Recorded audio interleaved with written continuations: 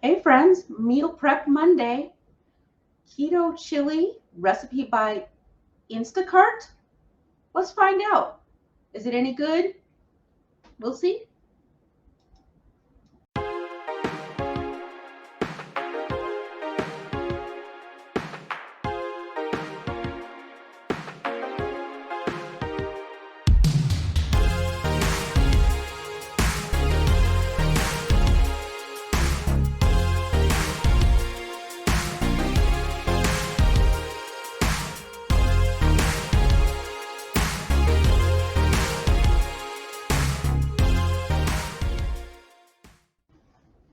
Well, hello friends. As the intro said, uh, I've got a chili recipe and it was by Instacart. Now, is it any good? I'm going to go with it's your standard meaty chili, but so I'm not going to follow the recipe 100%. So I'll tell you about it though. Is I was surprised because Instacart started giving recipes, and uh, evidently the marketing metrics work because they're sending me low carb and keto recipes. Now this recipe says 1/2 teaspoon cayenne pepper, salt and pepper, 1 teaspoon ground cumin, 1 teaspoon paprika, 1 teaspoon oregano, 1 tablespoon of olive oil, 1 large onion diced, 2 cloves minced garlic, 2 bell peppers diced, 1 jalapeno pepper finely chopped, 1 14-ounce canned diced tomatoes, no sugar added, 2 cups beef broth, 1 tablespoon chili powder, 2 pounds ground beef. So yeah, all of that is a fine standard chili except for one thing. And that is like, I don't know why so many people are afraid to use seasoning. Uh, that's not enough seasoning to me. And I've made some other tweaks here that I'm going to talk you through. First of all, my tomatoes, I've blended them. Uh, some people in our household don't like the chunky tomato. I do, but they don't, and this is for everybody. So I've blended my tomato. I have 1.5 cups of beef bone broth, which is richer than regular broth. It's a stock. Let's be frank, bone broth is stock. So it's a bit sturdier, heartier flavor. So I'm going to go ahead and put that in. And you'll notice I did reduce some residue in there. I did reduce you want those good tasty bone broth stuff. I know people strain it. I don't strain it because I like the extra flavor in there. So anyways, where was I? Okay, I reduced it a little bit because I'm not frying off my ground beef in a pan. I'm using the Instapot. And also, I'm not using ground beef. Uh, what I had here was some stew beef. And I've got, instead of 2 pounds, 3.5 pounds. Instead of the great big chunks, though, I did go through the effort of cutting it into small 1/2-inch cubes. And that is the meat that I'm going to use in this chili. The Instacart recipe says you're going to saute the ground beef, and then you're going to remove the fat, and then you're going to add in your spices, and you're going to take the meat out. You're going to saute off your vegetables. So, I mean, it was all very standard. Nothing wrong with it whatsoever. But I'm all about the one pot, quick and easy. And I don't know about you, but I think that's a goal for many. So if you really, really want to, you could go through the effort of sauteing. I'm just going to mix this into the broth real quick. I don't know why. I just felt like I should. So be it.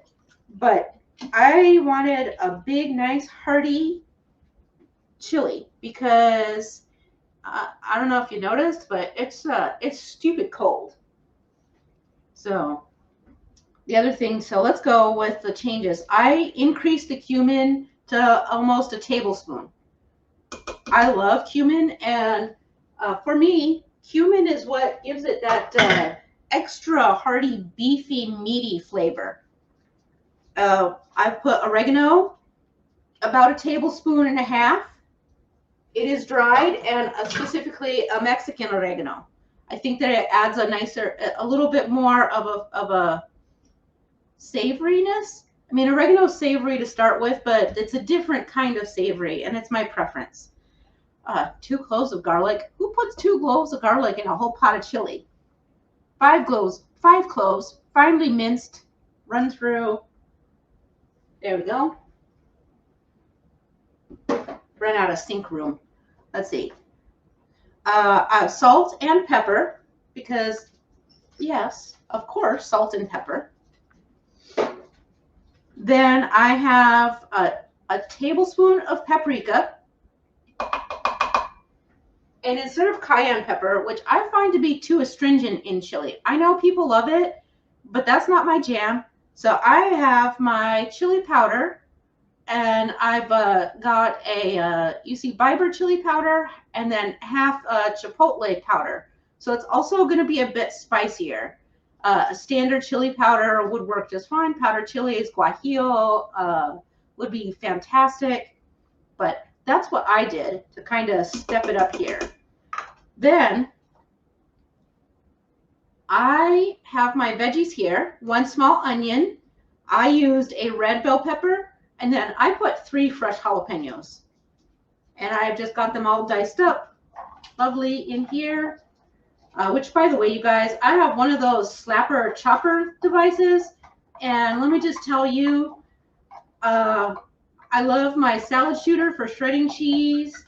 And, you know, I know it sounds dumb, but I have rheumatoid arthritis, so cutting up vegetables and stuff takes me like 900 years. I could have been here like another hour cutting stuff up, and instead it only took me a couple minutes, like about 6 minutes.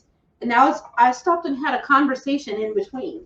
So I'm 1,000% sold on this slapper chopper, even if it, you know, it was a little bit of a, it feels like it was a frivolous spend. I'm like, just cut your veggies up with a knife. But let me tell you, it was fantastic, and I love it.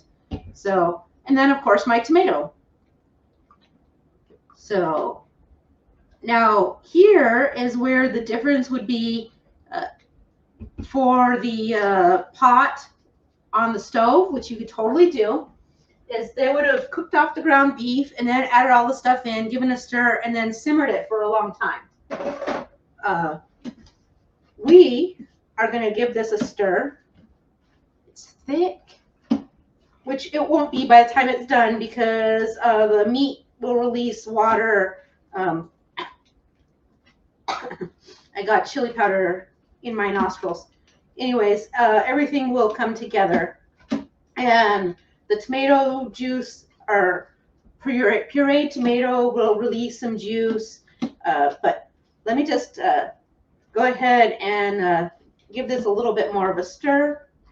Now, remember, if you're doing Instant Pot cooking, the reason I put the broth in there first, you always, always, always put your liquid in first.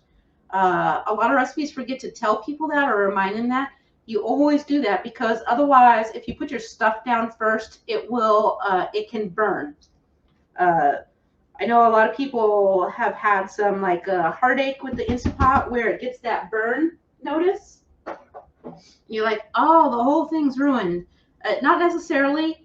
It's a warning. If you don't take care of it ASAP, it will be ruined, but it's not the end of the world. Get it, stir it, pull it all up, and get some more fluid down in there. That's the thing. So let me just tilt this so you can see.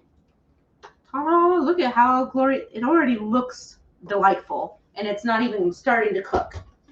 So there we go. Did you see that? How amazing that was? And I told you, chopping all my vegetables with that slapper chopper took me like 5 minutes. Cutting up the meat took more time yesterday, but I had already done it because I have a second batch in the freezer that's for my pork colts next Sunday. All right, make sure this is my Instant Pot. It auto seals. So we are going to go here, and I'm going to click pressure cook.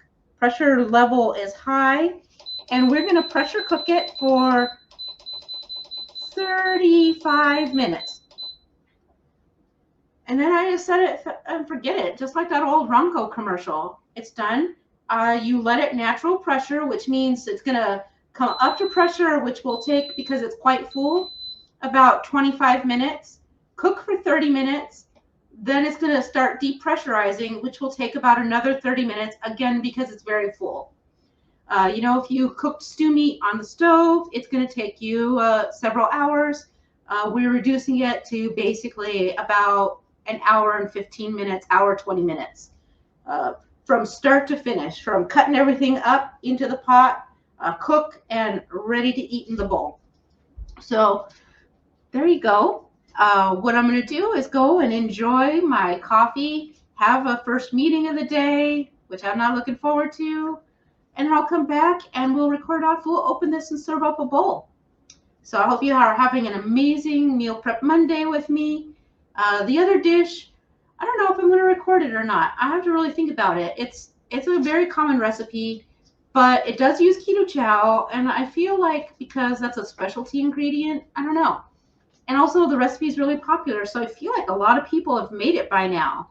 But the other thing we're doing is basically another chili, because we're going to make the spicy pumpkin sausage soup. So I love it. And basically what we've got is, so this week I made a big, huge hunkin meat sanya, this chili, the pumpkin sausage soup, and I've got my chicken tikka nuggets. So about half of the chili and the pumpkin sausage soup and the meat sanya are going to be put into meal packs that can go in the freezer. And so that's what we're going to eat. We'll have our variety over the next 2 weeks, and then it'll be time for another grocery shop. So you have a great day. I'm going to go have my coffee. We're going to let this cook, and I will see you guys in about an hour. Bye-bye. All right, everyone. Everything is depressurized, so let's go ahead and get this lid off. And it smells fantastic. Set that to the side. Give it a stir. Because, you know, you always have to stir things once you undo the pressure. Now, this is a traditional chili, which is very soup-like, so keep that in mind. If you want a thick gravy kind of chili, you'll need to do something for a thickening process. That's not a preference that I have, but one of the things you could do is a light sprinkling of xanthan gum with a little bit of the broth, and then blend it all together and then slowly mix it back in. You could also take some of the broth out and blend it together with a scoop of keto chow. Spicy taco would work, as would the beef base. But for me, this is absolutely just perfect. Let me get myself some here in the bowl so we can give it a nice, lovely taste. It's going to be a meal, so maybe a little bit more in the bowl. And there is, oh gosh. Let me just bring this up to show you. Hopefully I don't spill it trying to lean it for you. But look at that delightfulness. Glossy. And those lovely little meat chunks are, it's just perfect for me. I could not be happier. In fact, I'll show you once more on the spoon so you can see it. I know, do you really need to see it up close twice? No, probably not, but there you go. And now, let me try not to burn my mouth, but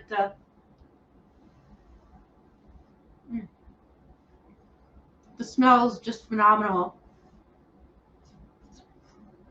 And of course, because it's stew beef into little chunks, while it holds together, as I slurp it up, the meat comes across. See, I hope that you guys got that little cat sighting. That was our Arabalius. He's hoping that I drop something on the floor, which is not going to happen.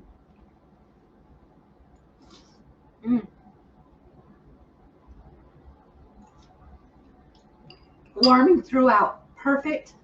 And this is definitely the right weather for it. So there you go. Quick and easy, single one-pot chili, inspired by Instacart. Weirdly not horrible, but of course, did I follow the recipe? More or less. So I hope that you have an amazing day. I look forward to seeing you throughout the week on other live streams. And then also I'll see you on Cheese Friday. And I will see you again on Sunday for Coffee Talk. Oh, my cat has the zoomies, you guys. So really, I'll see you guys later. You have a good one. Bye-bye.